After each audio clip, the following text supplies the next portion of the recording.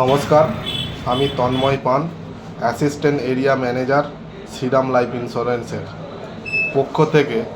আজ আমরা টিম নিয়ে হাজির হয়েছি হাজিপুরে। আপনারা অবগত আছেন, গত কয়েকদিন আগে হাজিপুরের বাসিন্দা বিজয় মোদক একটি রোড অ্যাক্সিডেন্টে গত হয়েছেন। উনি আমাদের শ্রীরাম লাইফ ইন্স্যুরেন্সে গত 31/10/2024 42,488 টাকা দিয়ে একটি পলিসি নিয়েছিলেন, যার ডেথ ক্লেমটি ওনার ওয়াইফ সুস্মিতা মোদক সোয়েন আমাদের অফিসে গত 31/5/2025 সমস্ত পেপার সাবমিট করেন।